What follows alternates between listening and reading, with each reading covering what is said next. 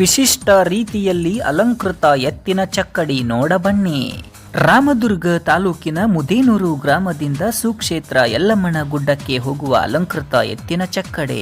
ಹೌದು ವೀಕ್ಷಕರೇ, ಬೆಳಗಾವಿ ಜಿಲ್ಲೆಯ ಸವದತ್ತಿ ತಾಲೂಕಿನ ಸುಕ್ಷೇತ್ರ ಯಲ್ಲಮ್ಮನ ಗುಡ್ಡವು ದೇಶದ ಸುಪ್ರಸಿದ್ಧ ದೇವಸ್ಥಾನಗಳಲ್ಲಿ ಒಂದಾಗಿದ್ದು, ನಮ್ಮ ರಾಜ್ಯದಿಂದಷ್ಟೇ ಅಲ್ಲದೆ ನೆರೆಯ ಆಂಧ್ರ ಪ್ರದೇಶ, ತಮಿಳುನಾಡು, ಕೇರಳ, ಮಹಾರಾಷ್ಟ್ರ ರಾಜ್ಯಗಳಿಂದಲೂ ವರ್ಷವಿಡೀ ತಂಡೋಪತಂಡವಾಗಿ ಲಕ್ಷ ಜನ ಭಕ್ತರು ದೇವಾಲಯಕ್ಕೆ ಆಗಮಿಸುತ್ತಾರೆ. ಭಾರತ ಹುಣ್ಣಿಮೆ, ದವಣದ ಹುಣ್ಣಿಮೆಗಳ ಸಂದರ್ಭದಲ್ಲಿ ಉತ್ತರ ಕರ್ನಾಟಕದ ವಿವಿಧ ಜಿಲ್ಲೆಗಳ ಭಕ್ತಾದಿಗಳು ಅಲಂಕೃತ ಎತ್ತಿನ ಗಾಡಿಗಳಲ್ಲಿ ದೇವಾಲಯಕ್ಕೆ ಆಗಮಿಸುವ ಮೂಲಕ ದಾರಿಯುದ್ದಕ್ಕೂ ಸಿಗುವ ಕೆರೆ, ಹಳ್ಳ, ನದಿಗಳನ್ನು ಪೂಜಿಸುತ್ತಾ ಯಲ್ಲಮ್ಮನ ಗುಡ್ಡಕ್ಕೆ ತಲುಪುವರು.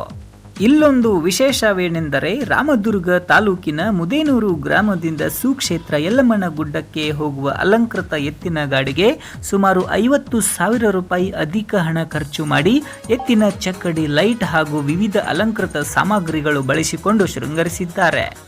ಉತ್ತರ ಕರ್ನಾಟಕದಲ್ಲಿ ಅತಿ ಹೆಚ್ಚು ಅಲಂಕೃತ ಎತ್ತಿನ ಗಾಡಿ ಎಂದು ಸಾರ್ವಜನಿಕರಲ್ಲಿ ಹೆಚ್ಚಿನ ಚರ್ಚೆಯಾಗುತ್ತಿದೆ. ಅಲಂಕೃತ ಎತ್ತಿನ ಚಕ್ಕಡಿ ಮಾಲೀಕ ಲಕ್ಷ್ಮಣ್ಣವರಿಗೆ ರಾಮದುರ್ಗ ಪಟ್ಟಣದಲ್ಲಿ ಸನ್ಮಾನ ಮಾಡಲಾಯಿತು. ಹಾಗಾದರೆ ಆ ಅಲಂಕೃತ ಎತ್ತಿನ ಚಕ್ಕಡಿ ನೋಡಬನ್ನಿ.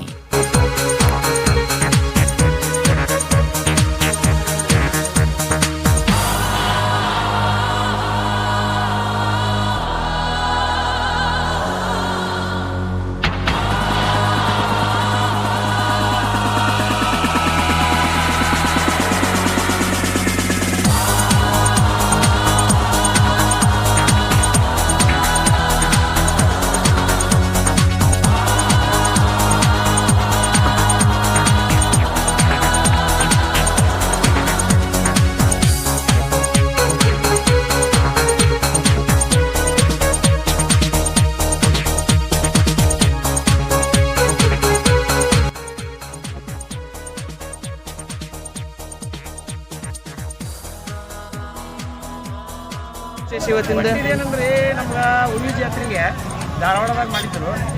ನಮ್ಮ ಬೆಳಗಾವಿ ಜಿಲ್ಲೆದಾಗ ನಾವು ಮಾಡ್ಬೇಕು ಒಂದು ಉತ್ಸಾಹ ಬಂತ್ರಿ. ಹೀಗಾಗಿ ಇದನ್ನ ಮುದ್ದೆ ಹೋಗಿದ್ರೆ ಎಲ್ಲ ಮುಂದಕ್ಕೆ ಜಾತ್ರೆ ಮಾಡಿ ನೋಡಿ. ಇದಕ್ಕೆ ಎಷ್ಟು ಖರ್ಚಾಯ್ತು? ಇದಕ್ಕೊಂದು 35 ಅಂತ 40,000 ಆಗಿದೆ ಸರ್. ಎಷ್ಟು ವರ್ಷದಿಂದ ನೀವು ಎಲ್ಲ ಮುಡ್ಗೆ ಹೋಗತ್ತೀರಿ? ನಾವು ನಮ್ಮ ಬಾಬಾರ್ ಕಾರಿಂದ ಹೋಗ್ತಾರೆ. ನಾವು ಈಗ ಹೋಗತ್ತೆ 2 ವರ್ಷ ಆಯ್ತು. Thank you. ತಮ್ಮ ಹೆಸರು ರೀ? ಲಕ್ಷ್ಮಣ್ ಹುರ್ಕಣ್ಣವ್ರು ಅಂತೇಳಿ.